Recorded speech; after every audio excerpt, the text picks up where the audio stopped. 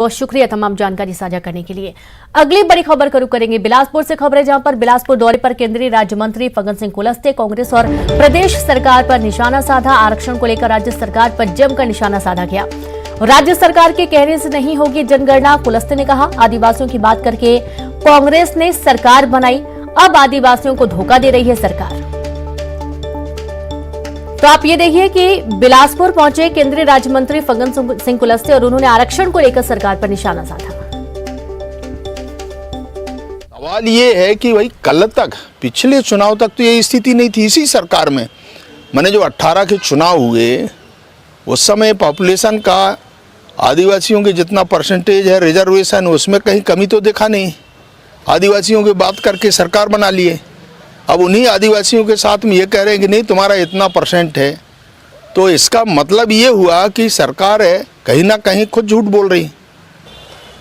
आरक्षण को बढ़ाना है तो राज्य सरकार निर्णय करे, अपने विधानसभा में अपना कानून बनाए और प्रदेश के अंदर जो लोग रह रहे हैं उनको अपने उसको रिलैक्सेशन कानून में करके उनको ज़्यादा से ज़्यादा रिजर्वेशन दे। कायदा ये है जैसे तमिलनाडु करता है, अध्ययन करना चाहिए तमिलनाडु के बारे में छत्तीसगढ़ सरकार को। और रायपुर से खबर जहां पीसीसी में कांग्रेस की बड़ी बैठक, नवनियुक्त प्रदेश प्रभारी कुमारी शैलजा लेंगी बैठक। पीसीसी में कुछ देर में बैठक शुरू हो जाएगी। बैठक में सीएम भूपेश बघेल शामिल होंगे। पीसीसी चीफ सहित तमाम पदाधिकारी रहेंगे उपस्थित। संगठन के काम की होगी विस्तार से समीक्षा। संगठन की आगामी कार्य योजनाओं पर मंथन किया जाएगा। तो प्रदेश प्रभारी बनने के बाद कुमारी शैलजा का ये पहला छत्तीसगढ़ का दौरा है और आज प्रमुख बैठक लेने वाली है वे, जिसमें तमाम जिम्मेदार अधिकारी शामिल होने वाले हैं। और इस दौरान कुमारी शैलजा जो भी रणनीति है संगठन के आगामी कार्य योजनाओं को लेकर मंथन करेंगी।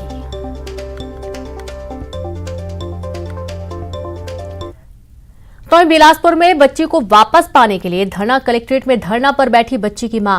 आम आदमी पार्टी के कार्यकर्ता भी धरने पर बैठे हैं। मौके पर एसडीएम और पुलिस की टीम पहुंची। पिता पर है बच्ची के रेप के आरोप। आरोपी पिता को गिरफ्तार करने की मांग की जा रही है। बच्ची को मां को सौंपने के लिए प्रदर्शन किया जा रहा है। तो बहुत ही चौंकाने वाला ये पूरा घटनाक्रम सामने आया है, जहां पर एक मां अपनी बच्ची के लिए धरने पर बैठी हुई है।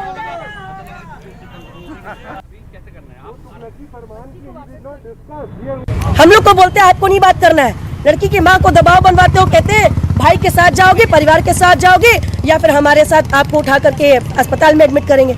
वो बोली मेरे को क्या दिक्कत है, बोले इमरजेंसी है, मेडिकल इमरजेंसी। अरे मेरी तबीयत खराब हो गई तो मेडिकल इमरजेंसी में ऑप्शन दिया जाता है क्या कि भाई के साथ जाओगे कि मेडिकल इमरजेंसी में? ये तो हास्यास्पद है। उसके बाद तो क्या ही स्थिति बनी, 4:30 बजे तक नाटक चला। यहाँ पर सुनसान सड़क पे इतनी बड़ी फोर्स लगाई गई थी सिर्फ एक माँ के लिए।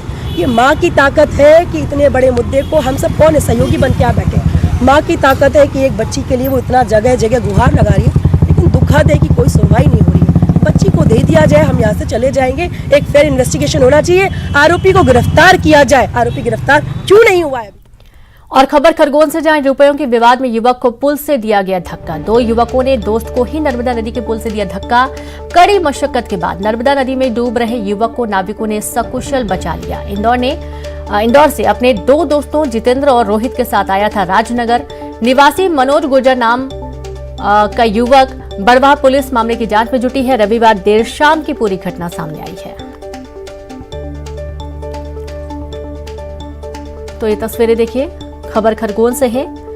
रुपयों के विवाद में युवक को पुल से धक्का दे दिया गया और संवाददाता आशुतोष जुड़ गया। आशुतोष, रुपए के विवाद में युवक को पुल से धक्का दे दिया गया, गनीमत ये रही कि उसकी जान बच गई। जी रीनू, ये इंदौर के राजनगर का रहने वाला है मनोज गुर्जर। ये इसका एक दोस्त है जितेंद्र, जिससे इसका रुपए को लेन देन को लेकर विवाद था। ये कल रविवार की घटना बताई जा रही है कि देर शाम को ये लोग बड़वाह के पास नर्मदा का जो पुल है एक्वाडेक्ट पुल, उसके पहुंचे थे और इस दौरान उनके बीच में विवाद हुआ रुपए को लेन देन को लेकर। और ये जितेंद्र और रोहित ने मिलकर इसको धक्का दे दिया जिससे ये नीचे गिर गया था। हालांकि गनीमत रही है कि सकुशल मौके मौके पे मौजूद नाविकों ने और लोग ग्रामीणों ने उसको नाव के द्वारा उसको बचा लिया। पुलिस अब पूरे मामले की बढ़वा पुलिस मामले में जांच कर रही है।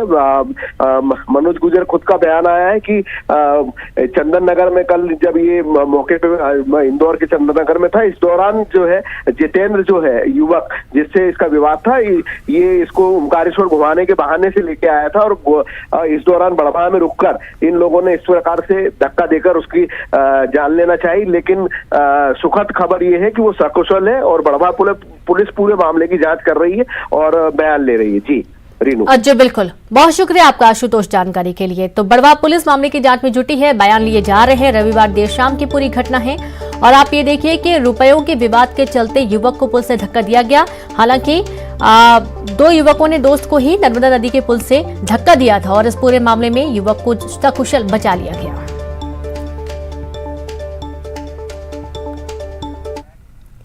खबर भोपाल से, जहां शहरी क्षेत्र में घुसे बंदर का रेस्क्यू ऑपरेशन किया जा रहा है। बंदर ने वन विभाग की टीम को जमकर परेशान किया। डॉग्स के हमले से बचने के लिए घर में घुसा था बंदर को कमरे में किया गया बंद। वन विभाग की टीम को दी गई थी सूचना। वन विभाग की टीम के पहुंचने से पहले ही बंदर ने अंदर से भी कमरे की कुंडी लगा ली थी। काफी मशक्कत करने के बाद बंदर ने दरवाजा नहीं खोला। बंदर को बाहर लाने के लिए अमरूद और केले भी रखे गए, पर इससे भी काम नहीं बना। आखिरकार कमरे की खिड़की को काटकर बंदर को बाहर निकाला जा सका। हाँ, नीचे से पहले काटिए। चोट तो नहीं आई किसी को? नहीं। तो आप ये देखिए कि शहरी क्षेत्र में घुसे बंदर का रेस्क्यू ऑपरेशन सकुशल किया गया। दरअसल डॉग्स के हमले से बचने के लिए बंदर घर में जा घुसा और इसे कमरे में घर वालों ने बंद कर दिया। पुलिस को सूचना दी गई, वन विभाग को सूचना दी गई, विभाग की टीम मौके पर पहुंची, लेकिन यहाँ पर उल्टा हो गया। बंदर को बाहर से बंद किया गया, बंदर ने खुद को अंदर से भी बंद कर लिया। अब वो बंदर कुंडी खोल पा रहा था कि नहीं खोल पा रहा था। काफी मशक्कत करने के बाद खिड़की तोड़कर बंदर को बाहर निकाला जा सका। यहाँ तक कि बंदर को बाहर लाने के लिए अमरूद और केले भी रखे गए, लेकिन कोई काम नहीं बना और बाद में कमरे की खिड़की को काटकर बंदर को बाहर निकाला जा सका। तो सभी ने राहत की सांस ली। बंदर ने वन विभाग की टीम को जमकर परेशान किया, आम लोगों को भी परेशान किया और यहाँ पर कुत्तों से देखकर हमला करने की कोशिश बार बार कर रहे थे, जिससे डर कर बंदर ने एक घर में जा घुसा।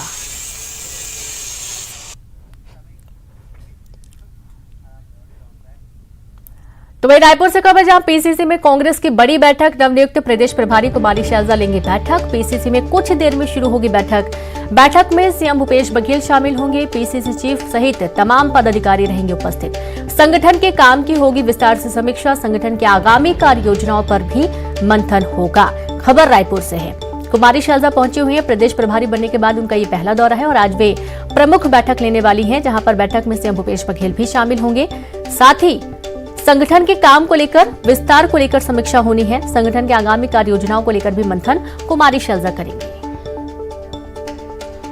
और सीधे रुक करेंगे रायपुर से, संवाददाता देवव्रत जुड़ गए हैं। देवव्रत, पीसीसी में कांग्रेस की प्रमुख बैठक होने वाली है और प्रदेश प्रभारी बनने के बाद कुमारी शैलजा का ये पहला दौरा और पहली बैठक।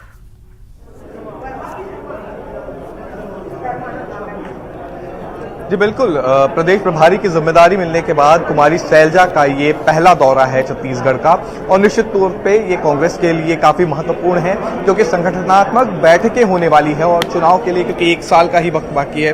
और आप अभी ये देखिए कि इस बंद कमरे के भीतर जो बैठक है वो एक तरह से चल रही है और आसपास भी माहौल आप देख सकते हैं कि किस तरह से कांग्रेस भवन में ही गहमा गहमी का माहौल है। और क्योंकि चुनावी साल आने वाला है और इस चुनावी साल से ठीक पहले ही कुमारी शैलजा को बड़ी जिम्मेदारी दी गई है और बड़ी जिम्मेदारी के चलते आप देखिए कि किस तरह से ये जो बैठकों का दौर है वो भी चल रहा है। और सीधी तस्वीरें भी आपको हम न्यूज़ 18 पर एक्सक्लूसिव दिखा रहे हैं कि जो बैठक है वो शुरू हो गई है। बैठक में आपको मुख्यमंत्री भूपेश बघेल दिखाई दे रहे होंगे, पीसीसी अध्यक्ष मोहन मरकाम दिखाई दे रहे होंगे, इसके अलावा रविंद्र चौबे जो कि सूबे के कृषि मंत्री हैं वो भी दिखाई दे रहे हैं। तो कांग्रेस के लिहाज से काफी महत्वपूर्ण बैठक यहाँ पर है और कुमारी सैलजा इस बैठक की अध्यक्षता कर रही हैं। लगातार मैराथन बैठकों का जो दौर है वो एक तरह से चल रहा है और जितने भी कांग्रेस के तमाम जो दिग्गज नेता हैं वो इस बैठक में आपको दिखाई दे रहे होंगे।